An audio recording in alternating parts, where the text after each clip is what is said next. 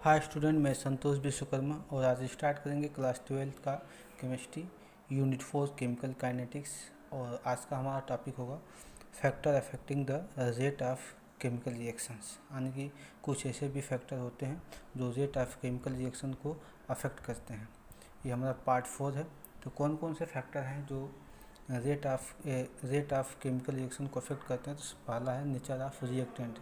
Nature of reactant ये nature of reactant rate of chemical reaction को affect करता है। वो कैसे करता है कि कुछ ऐसे भी रिएक्टेंट होते हैं कि जो आयनिक होते हैं और कुछ कोवैलेंट बॉन्डली वाले रिएक्टेंट होते हैं। जो आयनिक रिएक्टेंट होते हैं ये बहुत रैपिडली इनकी रिएक्टिविटी होती है, बहुत तेज़ रिएक्टिविटी होती है क्योंकि ये आयन में अपने टूट जाते हैं। लेकिन कोवैलेंट जो बॉन्ड वाले जो रिएक्टेंट होते हैं इनके बॉन्ड को तोड़ने के लिए हमको एनर्जी इनको देनी पड़ती है। दूसरा है concentration of reactant. Concentration of reactant अभी हम आगे पढ़ेंगे रेट लॉ में।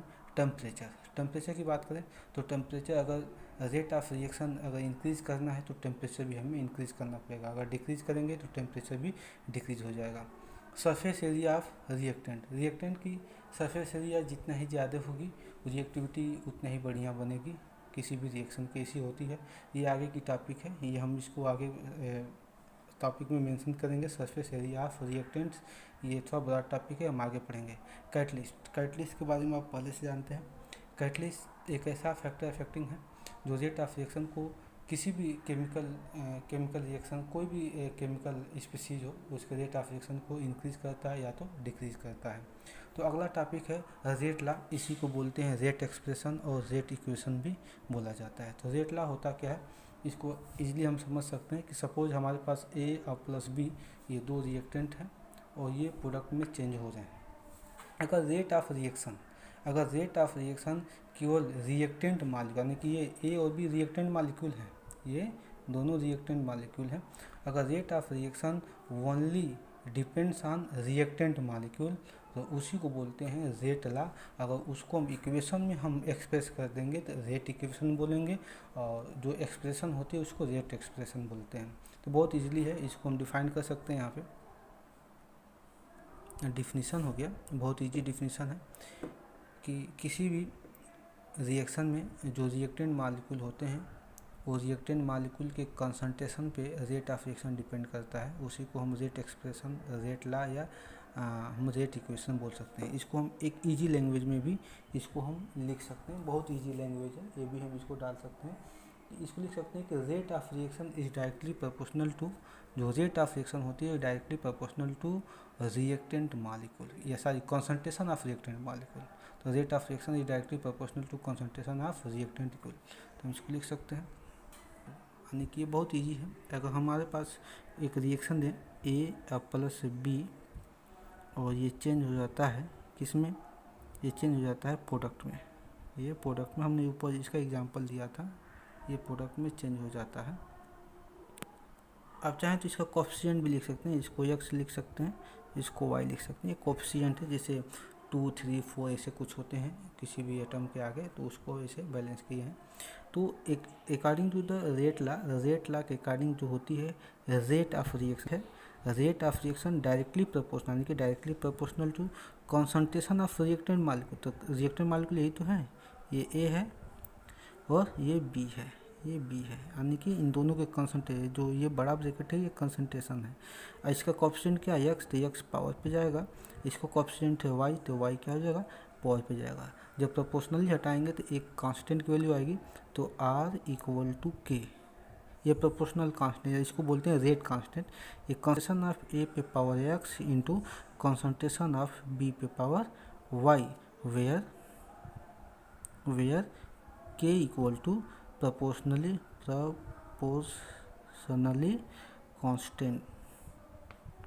कांस्टेंट, या इसी को लिख सकते हैं आर रेट कांस्टेंट, जो बहुत ज़्यादा चर्चित है नाम रेट कांस्टेंट का, रेट कांस्टेंट, ये इसको हम कर सकते हैं। आप चाहें तो इसको इंस्टेंटेनियस रेट ऑफ रिएक्शन या एवरेज रेट ऑफ रिएक्शन में भी इसको चेंज कर सकते हैं, क्योंकि रिएक्टेंट मालिक्यूल का ही हम बस लेते हैं यहाँ पे कंसंट्रेशन। तो रिएक्टेंट मालिक्यूल नेगेटिव चार्ज में, नेगेटिव साइन में लिखते हैं, तो ये लिख सकते हैं ये minus D concentration of R by D T equal to लिख सकते हैं के कंसंट्रेशन ऑफ ए पे power X into concentration of B पे पावर वाई। हम इसको ये भी लिख सकते हैं, और नहीं तो आपको ऊपर वाला जो है ये दिया गया है, यही आपके लिए कोफिशिएंट है, ये बहुत ज़्यादा इनफ है। आप ये लिख सकते हैं या इसको लिख सकते हैं। Thanks for watching my this video. Next video में हम ऑर्डर ऑफ रिएक्शन पे फोकस करेंगे। हाय स्टूडेंट, मैं संतोष विश्वकर्मा और आज स्टार्ट करेंगे क्लास 12 का class 12 chemistry unit 4 chemical kinetics. और आज का हमारा टॉपिक्स होगा, एक एग्जाम्पल दिया हूँ, ये एग्जाम्पल है और ये एग्जाम्पल बेस्ड है रेट ला, रेट एक्सप्रेशन या रेट इक्वेशन पे। इसके पहले जो पार्ट 4 में हमने पढ़ा था ये आपको दिखा देते हैं, कॉपी पलट कर अपनी। ये देखिए, ये रेट ला, रेट एक्सप्रेशन या रेट इक्वेशन है, जो हमने एक रिएक्शन लिया था, यहाँ पे रिएक्शंस हैं ये। तो इसको हमने रेट ला के अकॉर्डिंग हमने बताया था कि रेट ला होता क्या है। ये बताया था कि जो रेट ऑफ रिएक्शन होते हैं ये directly proportional to concentration of reactant molecule के होते हैं, यानी कि ये यहाँ पे लिख दिया गया है। ये आप इसको ऐसे बना सकते हैं। इसी पे हम एक एग्जांपल देख लेते हैं, वो एग्जांपल मैंने इस पार्ट 5 में लिया है। तो यहाँ पे अगर हम अकॉर्डिंग टू रेट ला की बात करें, रेट ला या रेट एक्सप्रेशन या रेट इक्वेशन की बात करें, तो rate is directly proportional to concentration of reactant molecule, यही होता है। तो rate of reaction is directly proportional to reactant क्या है, यहाँ पे ये है, ये NO है और O2 है। तो यहाँ पे हो जाएगा NO पे, देखिए कोएफिशिएंट क्या है 2 है, तो 2 पावर लगा देंगे। और यहाँ पे प्लस माइनस नहीं करते हैं, इंटू का साइन होता है। और नेक्स्ट मालिक्यूल है अपना रिएक्टेंट मालिक्यूल O2, इस पे क्या है 1 है, इसके आगे 1 है तो 1 लगा देंगे। तो इस जगह रेट इक्वल टू हो जाएगा, इसको हटाएंगे तो रेट कांस्टेंट की वैल्यू आ जाएगी कि यहाँ पर हो जाएगा कंसंट्रेशन ऑफ NO पे power 2 into concentration of O2 पे पावर 1। तो ये हो गया आपका रिएक्शन, यानी कि ये एक्सप्रेशन हो गया। आप रेट ला के अकॉर्डिंग इसको ऐसे एक्सप्रेस कर सकते हैं, किसी भी रिएक्शन को आप ऐसे एक्सप्रेस कर सकते हैं। आई होप ये समझ में आया होगा। अगर आप चाहें तो इसको डिफ्रेंशिएट करना चाहें तो आप डिफ्रेंशिएट कर सकते हैं। इंस्टेंटेनियस रेट ऑफ रिएक्शन जो पढ़े होंगे या एवरेज रेट ऑफ रिएक्शन किसी के बेस पे कर सकते हैं। आप जानते हैं रिएक्टेंट मॉलिक्यूल का ही रेट लॉ में यूज़ किया जाता है। तो ये मैं लिख सकता हूँ -D concentration of R/dt equal to K concentration of NO2, NO है, NO पे पावर 2 इंटू O2 पे पावर 1। तो आप ए भी लिख सकते हैं या यहीं तक आप लिखिए, यही सही है, ये भी सही है। तो आज का मेन टॉपिक हमारा ऑर्डर ऑफ रिएक्शन है। ये बहुत ज़्यादा इंपॉर्टेंट है, वेरी मोस्ट इम्पोर्टेंट है, क्योंकि इसे हर साल बोर्ड एग्जामिनेशन में एक क्वेश्चन तो फिक्स है आना। तो ये थोड़ा ब्रॉड है, इसको हम लंबा कई पार्ट लेके चलेंगे। तो ऑर्डर ऑफ रिएक्शन क्या होता है? ऑर्डर ऑफ रिएक्शन अगर देखा जाए आप यहीं से समझ सकते हैं। अगर इनके ही पावर को अगर हम प्लस कर दें, इनके पावर को प्लस कर दें तो यही ऑर्डर ऑफ रिएक्शन हो जाएंगे। तो इसको हम कैसे एक्सप्रेस करेंगे? तो सम ऑफ पावर ऑफ कंसंट्रेशन, यानी कि जो ये कंसंट्रेशन जो है, ये रिएक्टेंट का जो कंसंट्रेशन है, अगर इसके पावर को हम सम करते हैं तो उसी को हम ऑर्डर ऑफ रिएक्शन बोलते हैं। तो इसको हम लैंग्वेज दे सकते हैं, लैंग्वेज दे दी, यानी कि बोल सकते हैं sum of power of concentration of only reactant molecule in rate law. जो रेट लॉ पढ़ते हैं उसी के रेट लॉ में जो रिएक्टेंट मॉलिक्यूल का जो पावर होता है, अगर उसको हम सम कर दें तो उसी को हम ऑर्डर ऑफ रिएक्शन बोलते हैं। वो ऑर्डर ऑफ रिएक्शन में भी हो सकती है, 0 ऑर्डर ऑफ रिएक्शन हो सकता है, फर्स्ट ऑर्डर ऑफ रिएक्शन हो सकता है, हाफ ऑर्डर ऑफ रिएक्शन होता है, 1.5 ऑर्डर ऑफ रिएक्शन हो सकता है, सेकेंड हो सकता है, थर्ड हो सकता है, 2.5 हो सकता है, 3.5 हो सकता है। बहुत सारे ऑर्डर ऑफ रिएक्शन होते हैं जो आपको सिंपली आपके क्लास 12 में 0 पढ़ना है, 0 ऑर्डर ऑफ रिएक्शन। फर्स्ट पढ़ना है हाफ ऑर्डर ऑफ रिएक्शन पढ़ना, जिसको हाफ लाइफ बोलते हैं, और सेकेंड ऑर्डर ऑफ रिएक्शन पढ़ना। बस यही 4 ऑर्डर ऑफ रिएक्शन आपको पढ़ना है, बहुत ज़्यादा इंपॉर्टेंट है, ये हर साल आपके बोर्ड एग्जामिनेशन में आता है। अगर हम ऑर्डर ऑफ रिएक्शन को डिफाइन करें तो अगर हम एक रिएक्शन को कंज्यूम करें, जैसे हम X कोएफिशिएंट इंटू A, यहाँ पे Y कोएफिशिएंट इंटू B, ये बन गया प्रोडक्ट में। अब हमको पता है कि रेट ऑफ रिएक्शन में, ऐसा रेट लॉ में केवल हम रिएक्टेंट की ही बात करेंगे, प्रोडक्ट की बात नहीं करते हैं। प्रोडक्ट जब क्वेश्चन में पूछे तभी करेंगे, नहीं तो केवल रिएक्टेंट का ही हम बात करेंगे। तो रेट लॉ के अकॉर्डिंग क्या होगा कि rate is directly proportional to concentration of reactant molecule. तो पावर क्या हो जाएगा, एक्स कॉफिशिएंट है इंटू ये रिएक्टेंट बी है, तो इस पर क्या है वाई है। इसको हटाएंगे कॉन्सेंट्रेशन ये प्रोपोर्शनल को, तो एक रेट कांस्टेंट आएगा के ए पे पावर एक्स इंटू बी पे पावर वाई। अब आप जानते हैं यहाँ पे वी नो डैट अब जब हम रेट ऑफ रिएक्शन का एक्सप्रेशन करते हैं तो हम सबके अगर इंस्टेंटेनियस हो या एवरेज हो, सारी की वैल्यू सभी रिएक्टेंट और प्रोडक्ट सबको इक्वल कर देते हैं। तो हम ए इक्वल टू बी लिख सकते हैं ना, तो हम लिख सकते हैं कि we know that A equal to B, यानी कि ए इक्वल टू बी लिख सकते हैं। तो यहाँ पे लिख सकते हैं आर इक्वल टू के ए पे पावर एक्स, और इसको हम ए लिखें या इसको बी लिखें बात एक ही है, तो इसको हम ए पे पावर वाई। तो हम लिख सकते हैं आर इक्वल टू के, ये हो जाएगा ए पे, और जब दोनों सेम हो गए तो ये पावर क्या हो जाएंगे, ऐड हो जाएंगे। तो इसी को बोला जाता है ऑर्डर ऑफ रिएक्शन, क्योंकि यहाँ पे पावर क्या हो गए हैं, रिएक्टेंट मॉलिक्यूल के सम कर दिए गए, प्लस कर दिया गया है। इसी को ऑर्डर ऑफ रिएक्शन बोला जाता है। ऑर्डर ऑफ रिएक्शन कैलकुलेट करने के लिए भी पूछा जाता है, तो देखते हैं इसको कैसे कैलकुलेट किया जा सकता है। अगर हम एक एग्जांपल लें, जैसे H2 प्लस Cl2 और ये चेंज हो जाता है 2HCl में, तो इसका ऑर्डर ऑफ रिएक्शन आपको कैलकुलेट करना है कि ऑर्डर ऑफ रिएक्शन क्या है। तो अब जानते हैं order of reaction, rate law को हम डिफाइन करेंगे। तो rate law is directly proportional to reactant molecule ये H2 इंटू Cl2, और जानते इस पर कॉफिशिएंट 1 है सब पे, तो यहाँ पे 1 लगाए या ना लगाए बात एक ही है। तो ये हो जाएगा, तो R इक्वल टू ये हटाएंगे के आ जाएगा प्रोपोर्शनल ये H2 एंड Cl2। अब जानते हैं रेट ऑफ रिएक्शन में कि रिएक्टेंट और प्रोडक्ट सब के सब इक्वल होते हैं, तो हम H को हाइड्रोजन को क्लोरीन की इक्वल कर सकते हैं। तो ये लिख सकते हैं R इक्वल टू के, यहाँ पे H2, यहाँ पे लिख सकता हूँ H2, क्योंकि या तो यहाँ पे दोनों Cl2 लिखिए या तो H2 लिखिए। इसका पावर क्या है 1 है, इसका पावर 1 है, तो दोनों सेम हो गया, तो पावर क्या हो जाएंगे, ऐड हो जाएंगे। तो ये हो जाएगा H2 पे क्या हो जाएगा 1 प्लस 1, यानी कि R इक्वल टू के, और H2 पे क्या हो जाएगा 2, यानी कि ये 2 आ गया। तो जितना आएगा वो उतना ही ऑर्डर ऑफ रिएक्शन होगा, ये सेकेंड ऑर्डर ऑफ रिएक्शन होगा। सिंपल है, ये सेकेंड ऑर्डर ऑफ रिएक्शन होगा। अगर हम दूसरा एग्जांपल लें, बहुत सारा एग्जांपल है इसका, दूसरा एग्जांपल ले लें। यहाँ पे हम H2 है प्लस हाफ O2 है, और ये हम जानते हैं बनाता है H2O। तो इसका हम ऑर्डर ऑफ रिएक्शन निकालें तो R is directly proportional to concentration of H2, और ये हो जाएगा कॉन्सेंट्रेशन ऑफ O2। तो इस पर पावर 1 है, इस पर पावर क्या है हाफ है, तो हो जाएगा R इक्वल टू के, ये हो जाएगा H2, ये हो जाएगा O2 पे हाफ। तो यहाँ पे देखें, अब ये हम जानते हैं हाइड्रोजन और ऑक्सीजन को हम इक्वल कर सकते हैं, तो इक्वल कर लीजिए। ये हो जाएगा H2 इंटू H2 ही कर लेते हैं इसको, यहाँ पे 1/2 है, यहाँ पे 1 तो होगा ही सब पे, यहाँ पे हाइड्रोजन पे कोई कॉफिशिएंट नहीं तो 1 मानेंगे।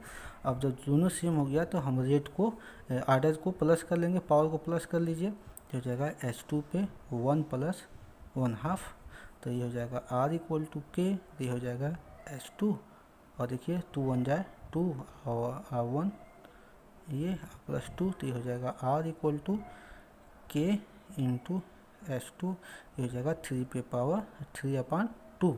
ये फिर इसको आप लिख सकते हैं K इक्वल टू के इंटू H2, यहाँ पे लिख सकते हैं 1.5, यानी कि 1.5 ऑर्डर ऑफ रिएक्शन ये होगा, यानी कि ये 1.5 ऑर्डर ऑफ रिएक्शन होगा, इसको लिख सकते हैं। तो thanks for watching my this video. आपके बुक में बहुत सारा क्वेश्चंस है, इससे आप करने के लिए आप इसको चाहें तो इसको सॉल्व कर सकते हैं। आपने एक्सरसाइज बुक से इंडेक्स बुक एग्जाम्पल बुक बहुत सारा दिया है।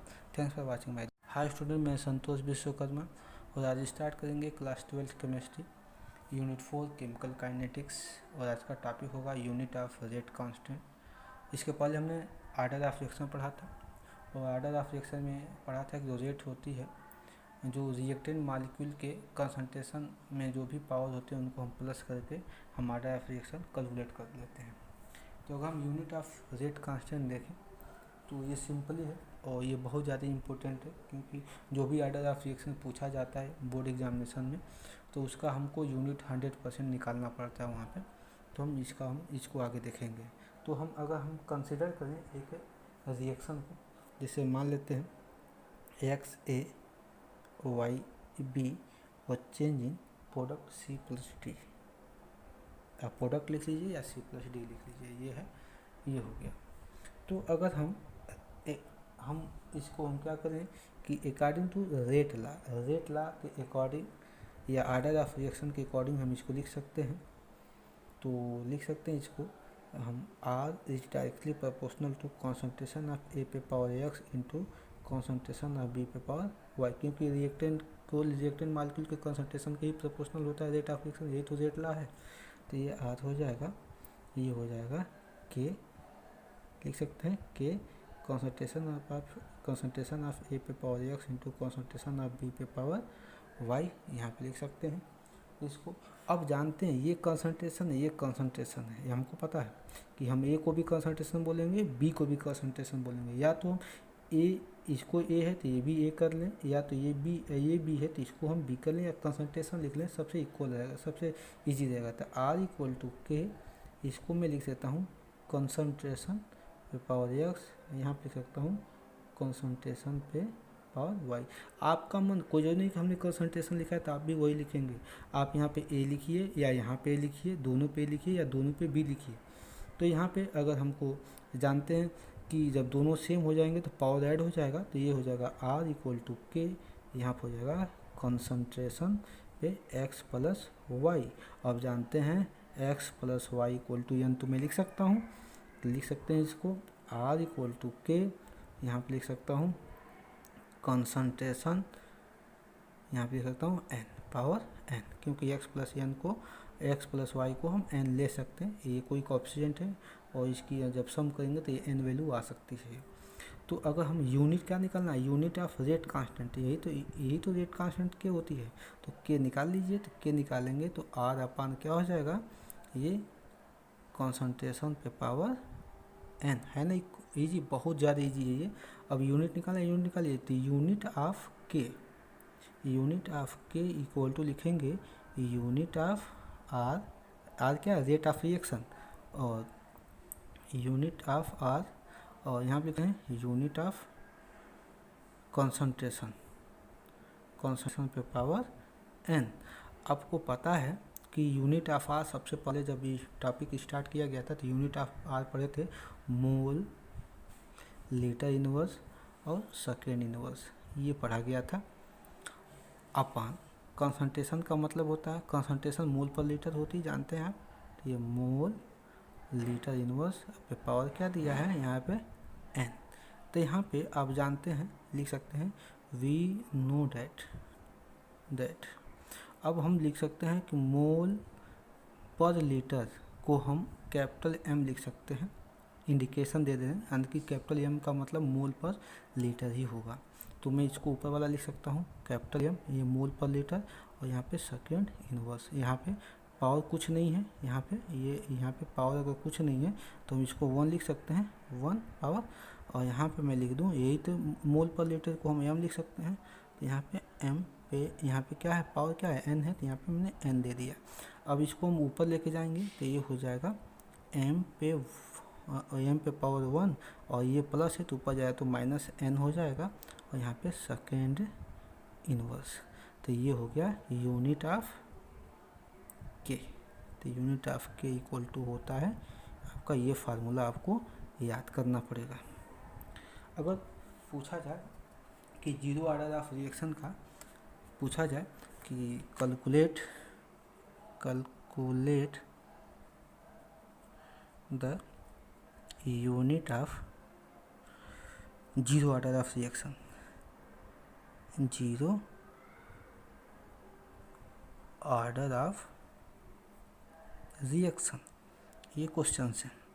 तो जीरो ऑर्डर ऑफ रिएक्शन का अगर यूनिट निकालना होगा, तो अगर जीरो ऑर्डर ऑफ रिएक्शन होगा तो उसका जो रेट कांस्टेंट भी क्या होगा, जीरो, रेट कांस्टेंट जीरो से ही निकालेंगे, तो ये होगा तो यूनिट ऑफ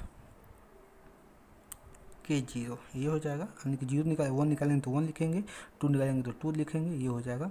तो ये M1 और n की वैल्यू क्या हो जाएगी यहाँ पे सोल्यूशन दे देते हैं। n की value zero order of reaction, तो n की वैल्यू जीरो होगी। अगर फर्स्ट आर्डर ऑफ रिएक्शन देंगे तो n की वैल्यू फर्स्ट होगी। यानी कि कोई भी पॉजिटिव इंटीजर हो सकता है, n की वैल्यू पे कोई भी इंटीजर हो सकता है यहाँ पे n की जगह पे। तो जीरो पूछेगा तो जीरो, 2 पूछेगा तो 2, थर्ड आर्डर ऑफ रिएक्शन पूछेगा तो third, fourth order of reaction पूछेगा तो fourth, half order of reaction पूछेगा तो n की वैल्यू हाफ। तो जीरो पूछा है तो n की वैल्यू हो जाएगी जीरो। यहाँ क्या दिया, सेकेंड इनवर्स। तो आप जानते हैं ये हो जाएगा, ये मोल, ये m पे 1 आ जाएगा और सेकेंड क्या गया, इनवर्स। अब जानते हैं कि m को लिख सकते हैं क्या, मोल पर लीटर। तो इसकी जीरो आर्डर ऑफ रिएक्शन की यूनिट हो जाएगी ये मोल लीटर इनवर्स, ये तो इसके लिए हो गया। और सेकेंड इनवर्स ये, तो ये आपका जीरो आर्डर ऑफ रिएक्शन की, ये जीरो ऑर्डर ऑफ रिएक्शन की यूनिट हो जाएगी। ये यूनिट ऑफ लिख सकते हैं, यूनिट ऑफ के जीरो लिखिए, यहाँ पे लिख सकते हैं के जीरो लिखिए या जीरो ऑर्डर ऑफ रिएक्शन लिखिए, बात एक ही है। ये होगी। तो आप, आई होप ये पूरी ये वीडियो आपको समझ में आ गया होगा। अगर कोई भी दिक्कत हो, कोई भी प्रॉब्लम हो तो आप हमसे शेयर कर सकते हैं। Thanks for watching my this video.